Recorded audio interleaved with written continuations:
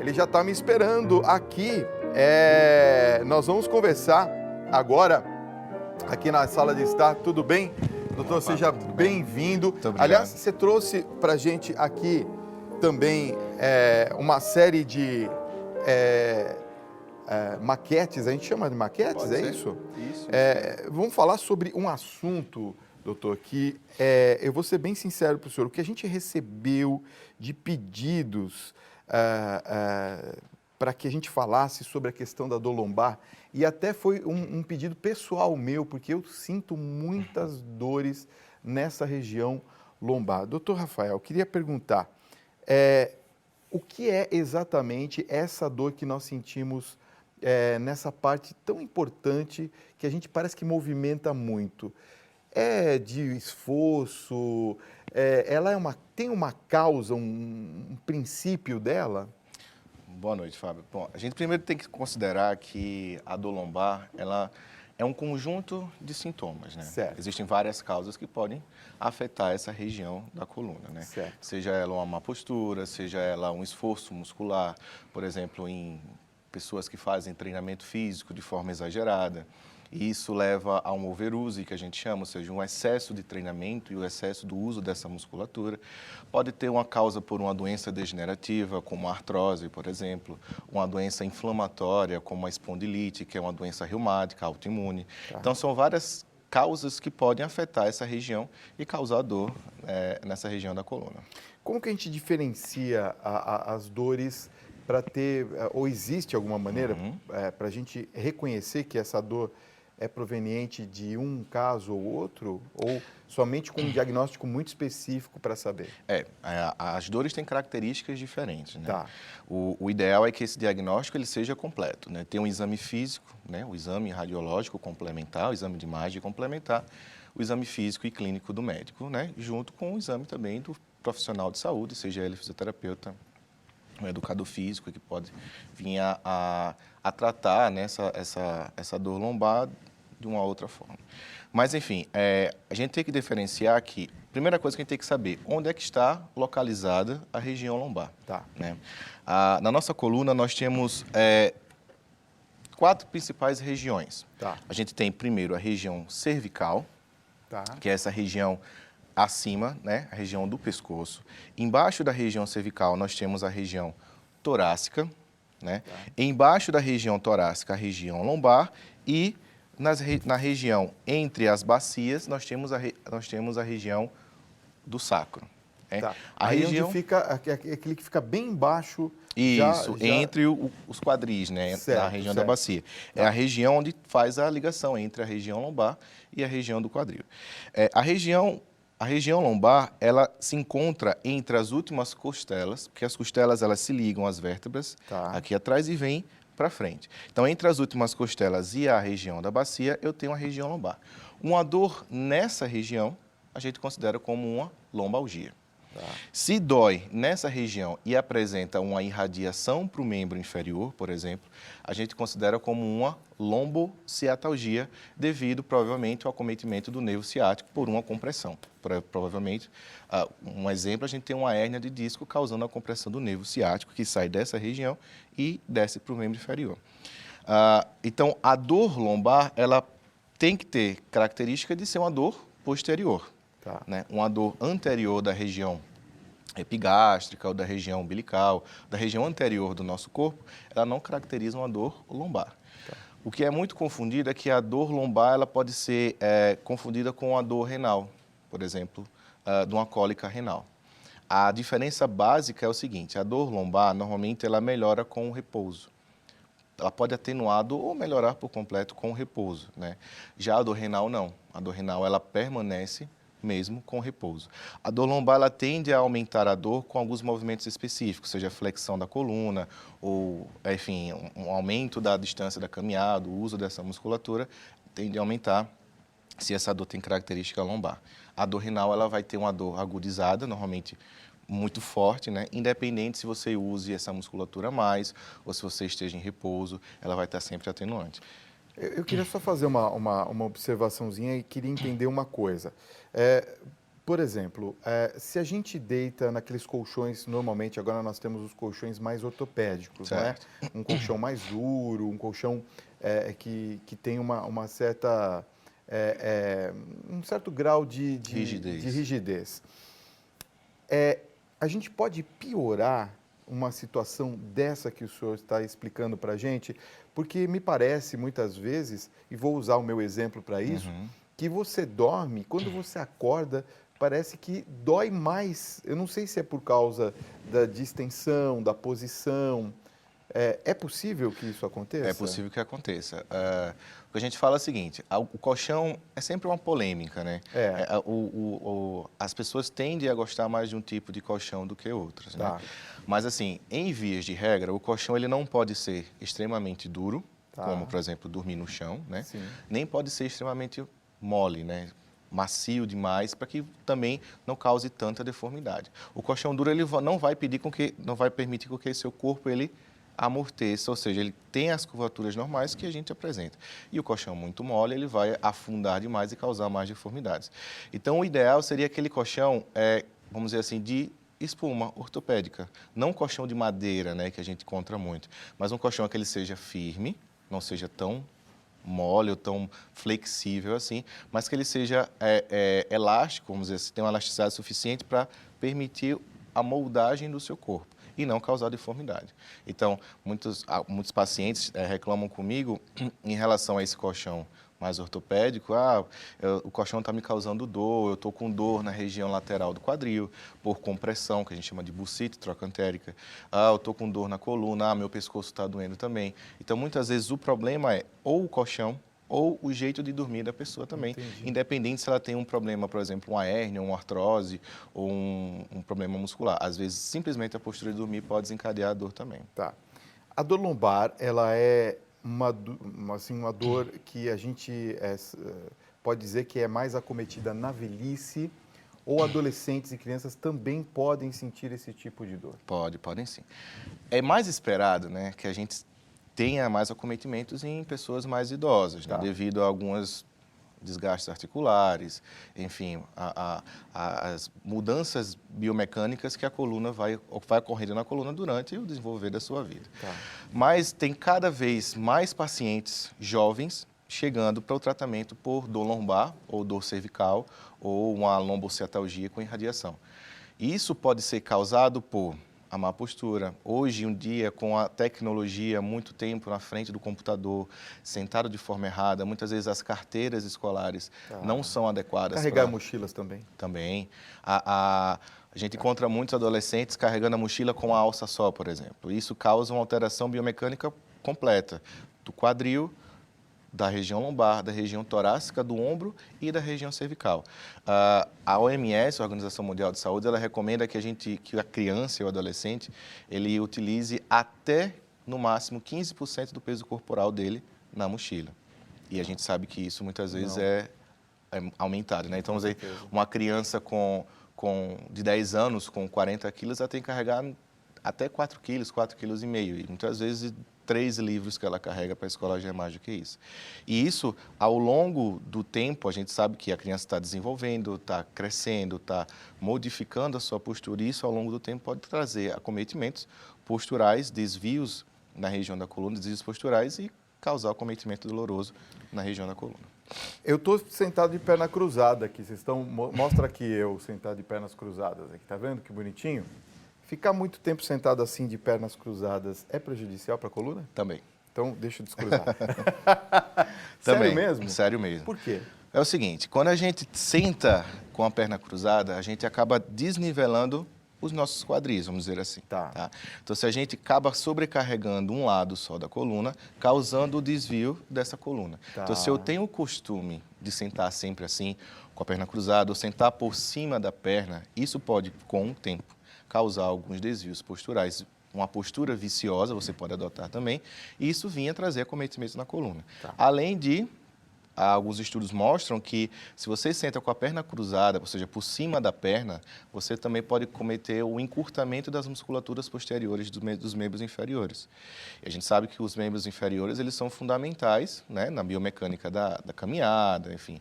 E se você tem um encurtamento dessa musculatura, você pode acabar sobrecarregando também o quadril, por consequência, a região lombar, e você anterioriza a cabeça, aumenta a cifose torácica, ou seja, desencadeia uma alteração biomecânica, uma postura viciosa que pode também vir a trazer como consequência a dor na região da coluna.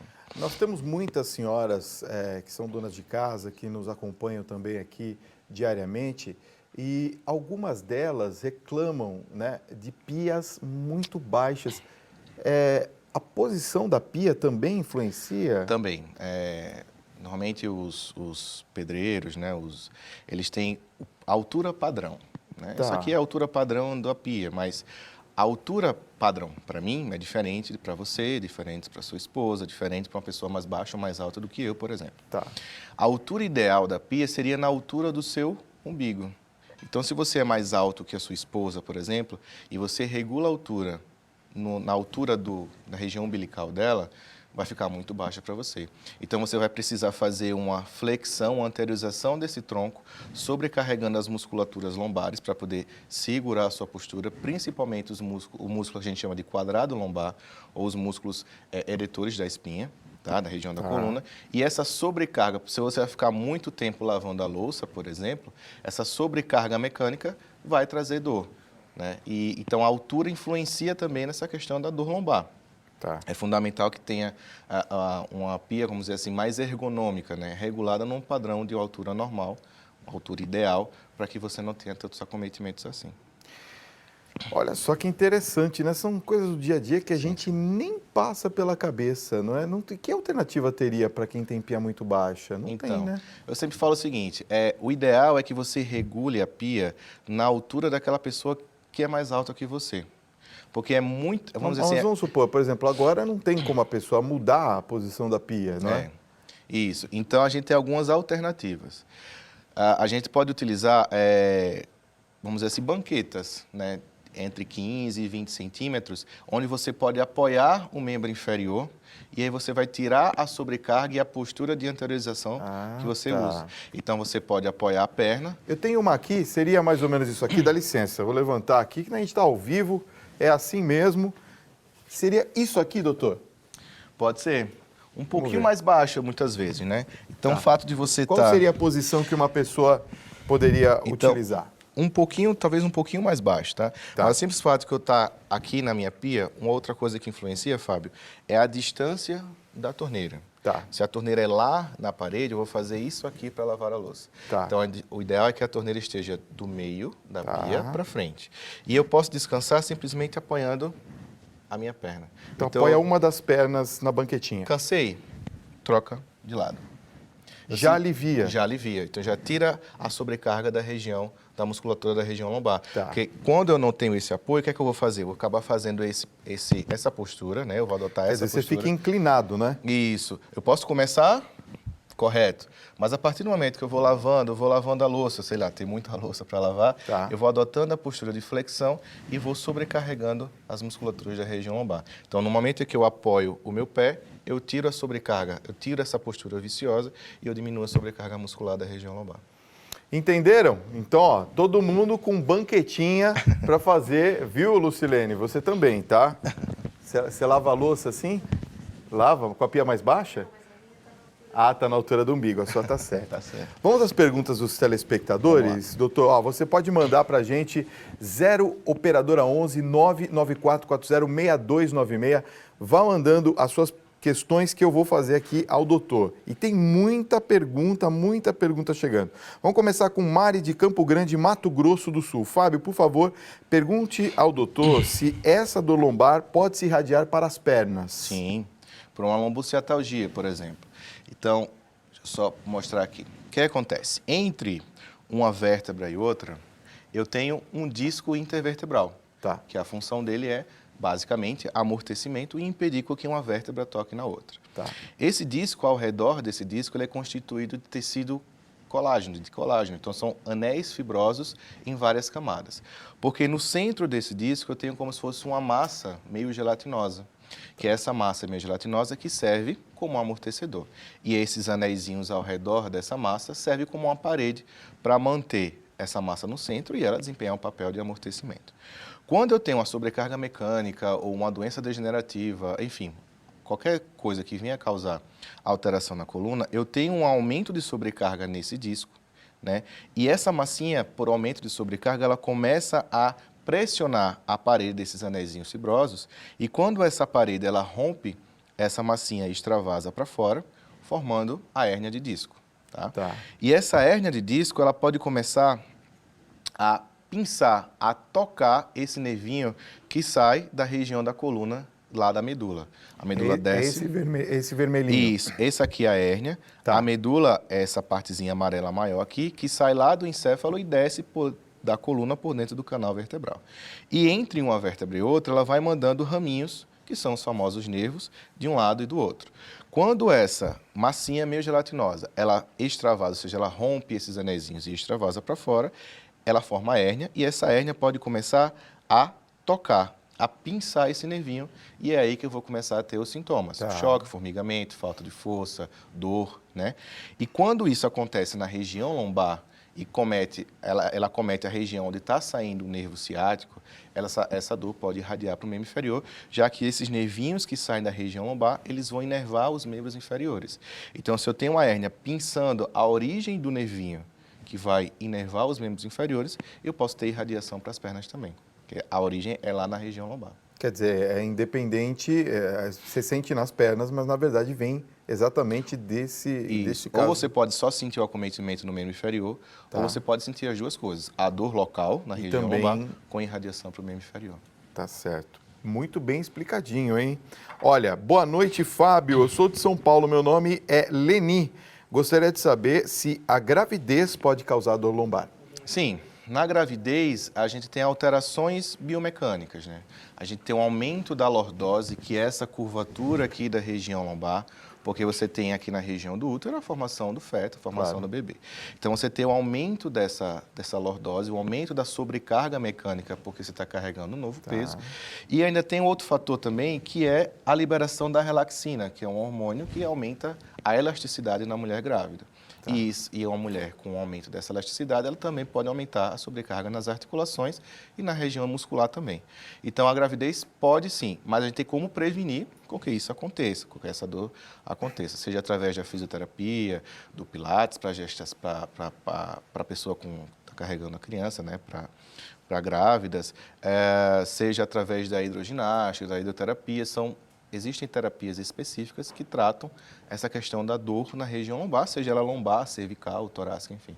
Então, tem como eu prevenir isso, mas é comum isso acontecer também na mulher grávida.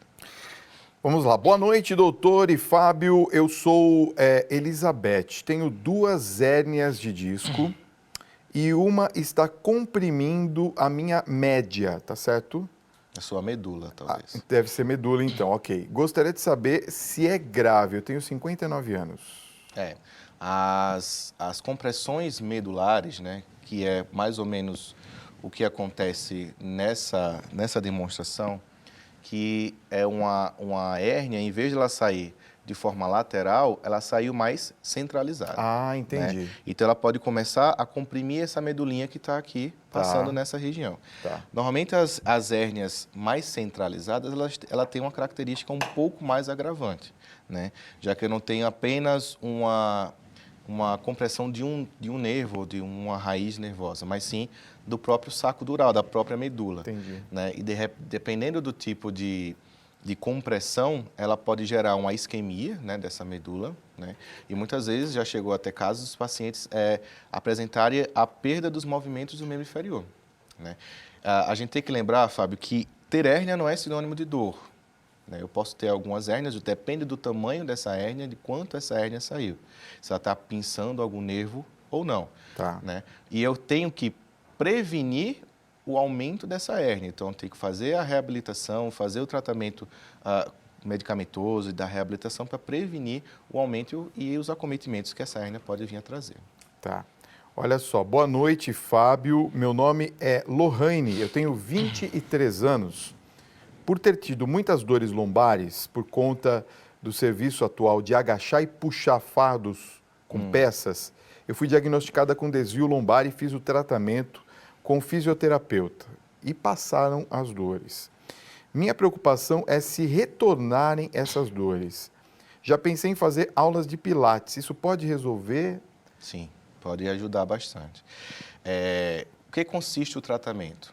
O tratamento conservador que a gente fala é o tratamento medicamentoso, a reabilitação, né, o exercício, e também é fundamental também o tratamento psicológico associado, que muitas vezes esse limiar, essa percepção dolorosa, ela tem fundamento psicológico e emocional também. Então, no tratamento da reabilitação, né, do exercício, o que é que a gente busca? O alongamento e o fortalecimento das musculaturas que estabilizam aquela região. Então, se eu tenho um dor lombar, eu vou alongar e fortalecer essas musculaturas. Os abdominais, os eretores da espinha, o quadrado lombar, enfim, os músculos que estabilizam. Porque se eu tenho uma musculatura forte, eu tenho um movimento melhor, eu tenho a distribuição de carga entre um lado e outro da musculatura melhorada e eu tenho menos sobrecarga em cima da articulação. A partir do momento que eu paro de fazer o exercício, a minha musculatura, se eu não estou fazendo, não estou sobrecarregando, né, através do exercício essa musculatura, ela vai enfraquecer. E se essa musculatura enfraquece, ela volta a sobrecarregar a articulação. Então, eu sempre falo para os meus pacientes, iniciou o tratamento de reabilitação, de exercício, esse exercício tem que ser contínuo e constante. A partir do momento que você deixar de fazer o exercício, deixar de fortalecer essa musculatura ou manter essa força muscular, essa musculatura vai deixar de ser exigida, ela vai enfraquecer e vai voltar a sobrecarregar. Então, o Pilates é uma terapia muito boa, né, para quem tem dor lombar, ou cervical, ou desvios posturais também. Olha só, boa noite, Fábio. Eu sou o Fábio também, do Rio de Janeiro. Ele tem abaulamento na L3, L4, S1 e artrite na lombar. Como eu sou atleta, pratico corrida, eu gostaria de saber se, caso eu continue correndo, isso pode vir a se tornar uma hérnia. Pode, dependendo do depende do caso, né? A gente não está vendo como é que é esse abaulamento, né? Tá. Mas o abaulamento, vamos dizer que seja alguns períodos antes de se formar uma hérnia. Primeiro eu tenho uma protrusão, né? Tenho um abaulamento e também tenho a chegar à formação da hérnia discal. Se ele está correndo, ou seja, uma atividade de alto impacto para a região da coluna, sem trabalhar o fortalecimento prévio dessa musculatura, eu vou acabar sobrecarregando a articulação. Tá. Então, Fábio, né? Então, eu falo para o Fábio que é fundamental que ele comece a trabalhar o fortalecimento dessas musculaturas, né? Seja no Pilates, seja na academia, na fisioterapia, que ele trabalhe o fortalecimento para que essa musculatura aguente a demanda do exercício que é correr. A partir do momento que ele fizer os movimentos, a corrida, sem estar com essa musculatura fortalecida, ele vai sobrecarregar a articulação e pode aumentar essa lesão, originando uma hérnia discal, por exemplo. Boa noite, Fábio. Meu nome é Priscila. Eu moro em Guapiara, São Paulo. Minha pergunta é a seguinte: exercícios repetitivos podem ocasionar dores lombares? Eu estou com uma dor insuportável que só ameniza com remédio. Isso é muito comum também, né? Seja a postura errada, né, de forma repetitiva, seja o movimento, enfim, do computador ou de trabalhar, né, o movimento errado de forma repetitiva, ou seja, o exercício feito de forma exagerada e de forma repetitiva, que a gente chama de overuse. Isso pode sim sobrecarregar a musculatura, essa musculatura, de repente, pode não aguentar a demanda do exercício e começar a causar sobrecarga articular e vir a causar dor, ou simplesmente ser uma dor de origem muscular, independente se ela tem uma hérnia, uma protrusão, uma artrite, uma artrose. Simplesmente a dor originada pela tensão e pela sobrecarga muscular, ela pode originar esse problema na região lombar. Tá. Boa noite, Fábio. Sou o Rafael, de Rio Verde, em Goiás. Um beijo para vocês de Goiás, que bom. Olha, é verdade, doutor, que depois de tomar anestesia RAC na coluna, A dor na coluna aumenta com o frio. Eu tenho dores depois que fiz uma cirurgia e foi preciso usar anestesia. Como aliviar isso? A dor causada, a gente fala sempre o seguinte, que não é o frio em si que vai causar a dor. Quando está frio, o que é que a minha musculatura faz? Ela entra em contração. Tá. Então, essa contração aumentada, essa tensão muscular aumentada é que vai gerar dor. Pode estar 3 graus lá fora, eu estou sem camisa, de short e não senti nada, minha musculatura está relaxada, não estou sentindo nada. Pode estar os mesmos, sei lá, 15 graus, eu estou muito tenso, estou com muito frio, minha musculatura aumenta a tensão e a tensão muscular vai gerar dor. Tá? Então, o que eu sugiro para o Rafael é que ele procure primeiro um serviço médico, um reumatologista, um clínico geral, para que ele realmente seja diagnosticado qual a causa desse problema, né, realmente, se for pela anestesia, ou for um pinçamento do nervo, enfim. E que depois ele também procure um serviço de reabilitação, para a gente começar a alongar, a fortalecer e a movimentar essas musculaturas. A postura, você ficar na mesma postura por muito tempo, seja em pé, sentado, deitado, também causa dor. Né? A gente foi feito para se movimentar. Então, o ideal é que ele procure um serviço médico, que ele seja diagnosticado, e ele também procure um serviço de reabilitação, para que as duas coisas andem em conjunto. Tá. Tanto a parte do medicamento, quanto a parte do exercício, que o prognóstico dele vai ser melhor. Boa noite, Fábio. Por favor, pergunte ao doutor se o bico de papagaio cervical é um mecanismo de proteção. É Roberto de Sapucaia do Sul, Rio Grande do Sul. Eu não diria que seja de proteção, mas de adaptação. O que é o bico de papagaio? Quando, vamos dizer, eu vou chegando, estou ficando mais velho, né? Eu tenho um aumento de sobrecarga e eu tenho a desidratação desses disquinhos, né? Que tem como função o amortecimento da coluna. Eu posso ter também uma doença de base, como a artrose, a osteoartrite, que a gente chama hoje, que pode causar a lesão também desses disquinhos. Tá. Se esse disco ele tem uma lesão, ou se ele desidrata, ou seja, se ele diminui de tamanho, ele vai diminuir a função dele, que é amortecimento. Se ele diminui a função dele, que é amortecimento, ele começa a causar sobrecarga em cima da articulação, já que ele não está amortecendo tão bem quanto antes.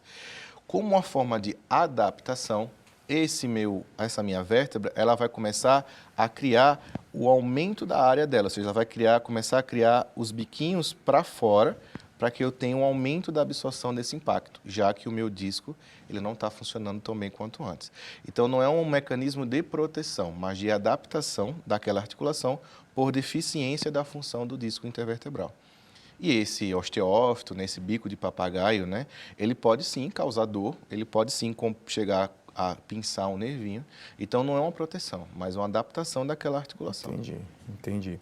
Olha só que pergunta interessante aqui, ó. Boa noite, Fábio. Eu sou paraquedista e sinto fortes dores na lombar e na cervical e elas irradiam para as pernas e para os braços. Isso pode ser causado pela minha atividade, ou seja, de ser paraquedista? Sim. Qualquer atividade que exija muito da musculatura, enfim, seja paraquedista, ou até simplesmente o fato de eu ficar muito tempo sentado na mesma posição, né, no computador, sem exigir demais a minha musculatura, qualquer atividade que seja de forma excessiva e que eu não tenha um exercício que trabalhe esse alongamento e o fortalecimento dessa musculatura, pode vir a causar sobrecarga nessa região. Então, se eu sou paraquedista, se ele é paraquedista, ele tem, ou seja, carrega a mochila pesada, tem os movimentos, né, aeróbicos de alongamento, de aumento da sobrecarga articular, isso sim pode sim causar dor. É uma coisa que a gente, às vezes, nem pensa, né? A nossa atividade, né? Se realmente causa ou não causa esse tipo de problema. Doutor Rafael, brigadíssimo pela sua presença. Suas explicações foram imprescindíveis para a gente nessa noite. Muito obrigado por ter vindo, viu? Um prazer recebê-lo aqui.